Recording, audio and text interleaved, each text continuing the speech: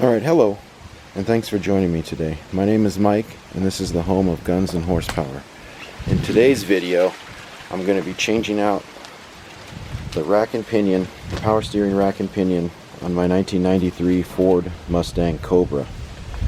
Now this vehicle has over 148,000 miles, and the reason I'm going to be replacing the rack and pinion today is right here. Let me get this set up.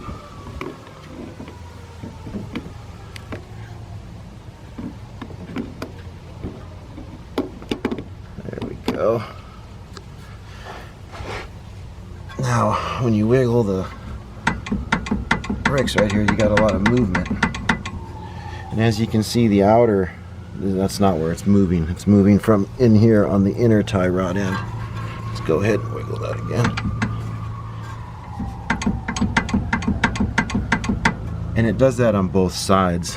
So it causes the wheels to wander, and I'm getting uneven wear on the outside of the tires. But more importantly than that, it's just hard to keep the car going straight all the time.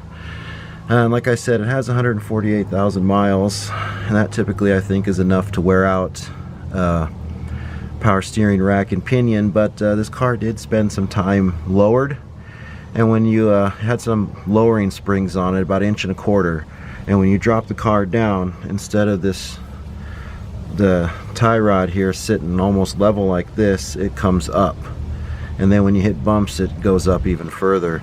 And I think that added increased angle added a lot of stress to that joint and wore it out even faster, because I noticed it was getting loose towards the end, and then I changed the springs back to stock, and it's even looser in this with this the stock angle returned to these.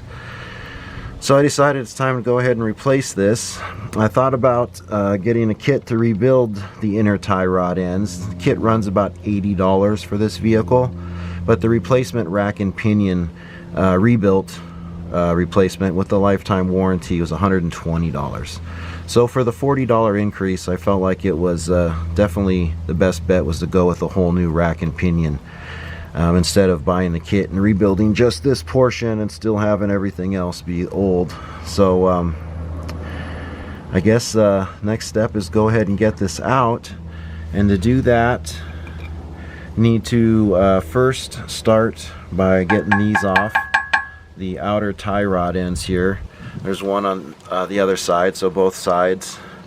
Then we got to get to the clamp that's holding the steering arm to the actual rack and pinion unit, and that is way up in here.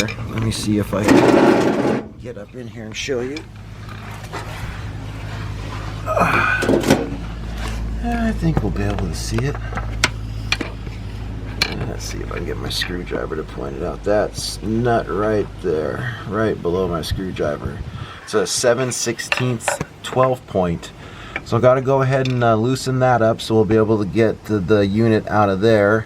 Then we'll have to drain the fluid, power steering fluid, and then disconnect these lines here. Then you have the two mounts, one here, one on the other side over there, and I believe that's about it. So let's go ahead and get started on this. Seems pretty straightforward. See what kind of problems we run into. Alright, let's get started by removing the outer tie rods. There is a pin in here. I already pulled that out.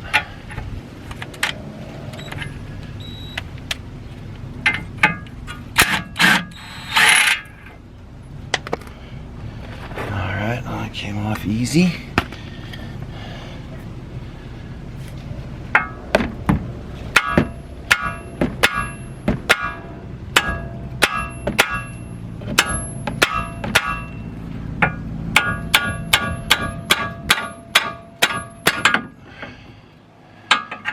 There we go.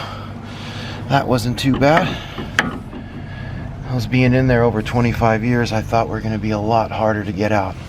Now we got to go ahead and do it on the other side.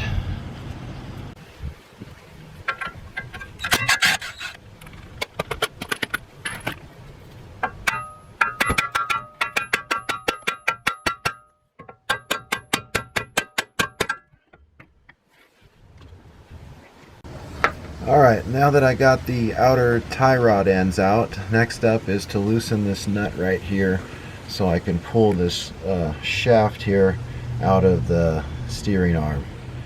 I already sprayed it with some WD-40, so hopefully it is not too difficult.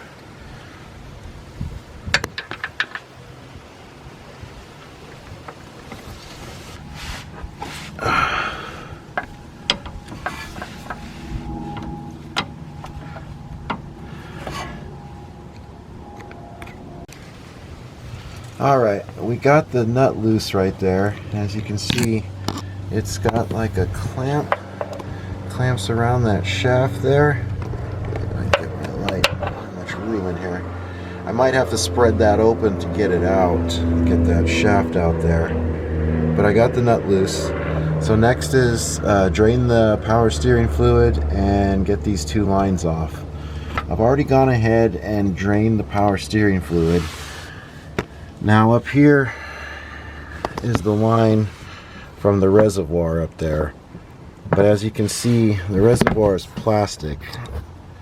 Right up there. There we go. And that's an old hose that's been on there entire life of the car. It's never been off. I've never had to deal with power steering before. So it's going to take a lot of pulling. I don't want to cut the hose. I want to be able to reuse it. It's in great shape. It's pretty soft. It's not rock hard or anything. But I know it's going to take a lot of pulling, and I'm pretty sure I'm probably going to break that. So instead of going with that route, I went ahead and drained it down here where it attaches to the cooler. The cooler lines are solid metal, so I can pull on this hose here as hard as I want. It's metal, and it's bracketed on the other side here. So I can pull and tug, and I was able to get that off. So that's the line that feeds up to the reservoir. So I drained that, and then I ran some new fluid through the reservoir, and then I went ahead and disconnected it here with this rubber line. I went ahead and capped that so it doesn't make a mess, and then I went ahead and put a fitting on here in blue to blow the stuff out that was in the cooler here, and it came out the top here, get all the old fluid out. So I feel like I've flushed it pretty good. I think I'll probably try another flush once I get the new rack and pinion in, and before I hook up the lines, maybe I'll turn the wheel a couple times, see if I can get some more fluid to come out of this line right here. But next up is to remove those fittings up there, and then on to the two mounting bolts. Looks like I only need to remove, let's see here if I can separate it, this line here. This one here can stay on, and I can remove it once I get the rack off, because it attached to that rubber hose. So there's nothing it's attached to but the rack and pinion itself. But I gotta get to this, I can't even show you. I gotta get to this little nut up in here. Up in here. You can see my wrench there. It's a little difficult to get access.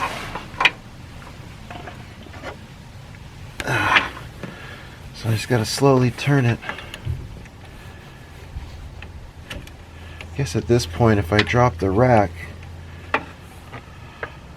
it'll give me free up some space, but I'm not sure, so I'm trying to get it. Alright, now I got that power steering line disconnected. Like I said, I'm going to leave this one in for now, since it's not attached to the hose anymore. It's just sitting there dripping. But I see I might have to remove it to get to that clamp if I need to pry that open, but we'll see. We're going to leave that in for now. So we got this kind of dripping a little bit. Next is the mounting bolt here, and on the other side there.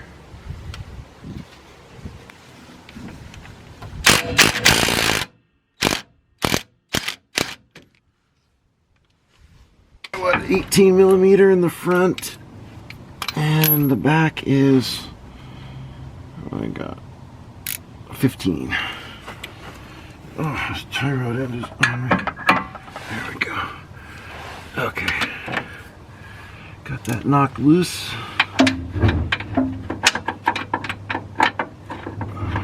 Where is it here? There it is.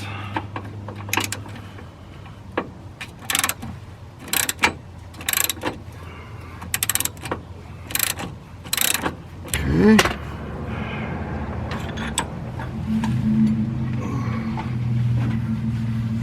Get that bolt out. Alright. Alright, we got everything unbolted. The only thing we still have left is that shaft is still in there.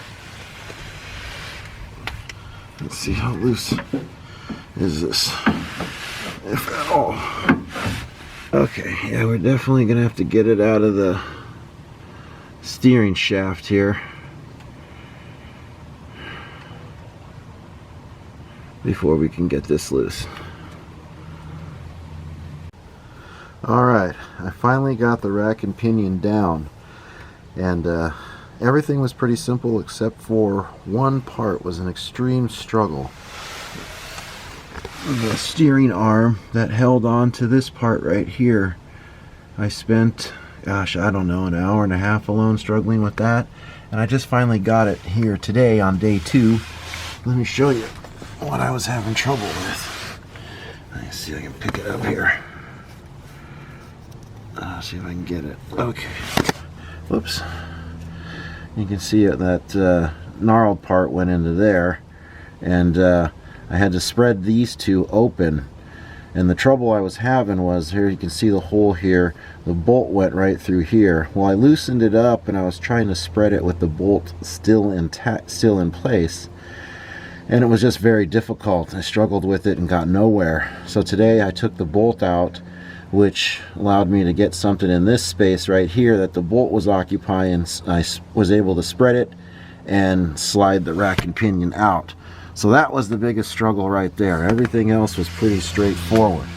Well, now that we got that out, I'm letting this thing sit here and drain a little bit, trying to get the rest of the fluid out.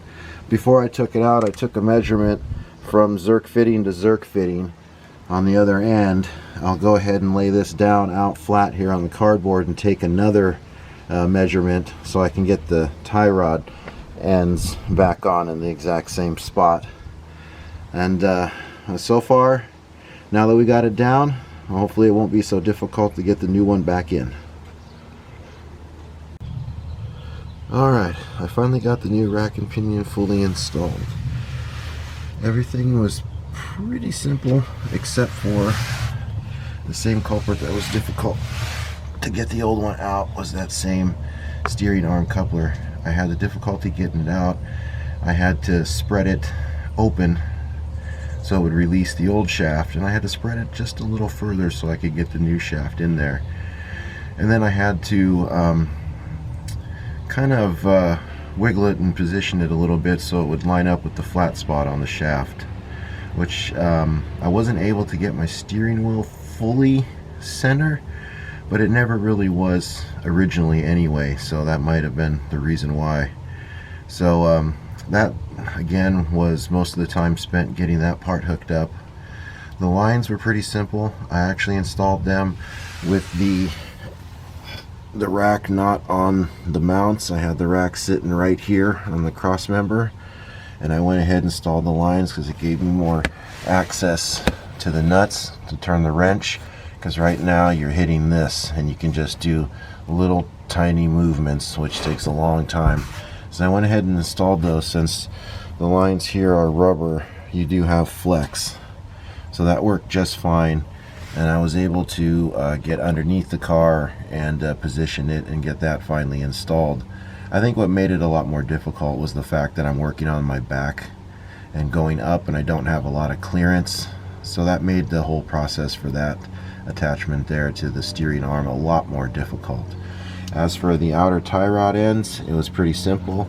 I took measurements from Zerk to Zerk on the other side, made sure when I reinstalled them that I was real close to that measurement, if not right on, and to make sure that the wheels were pointed straight, I had a straight edge here that I used on the brake rotors to make sure that everything was square, and I got it within probably 2 millimeters, I believe, on both sides. So everything should be pretty good as far as alignment goes. The installation here was pretty straightforward. Bushing in the back, bushing in the front. I did use a little bit of silicone grease to help slide everything into place, but that went in no problems. Like I said, outer tie rod ends were no problems. The lines themselves were pretty straightforward. It was just that right there was the difficult part. I imagine if you're on a lift, like I said, a lot simpler. But other than that, it's done. I got fluid in there. I was able to flush out all the old fluid, but I still got some air in the line, and it looks like I need a little bit more fluid. I'll go ahead and get that done, but there it is. Hopefully now I finally got some tight, accurate steering instead of wandering all over the place. Alright, thanks for watching. I hope you found this video useful. Once again, don't forget to browse the channel, and don't forget to subscribe. Thank you.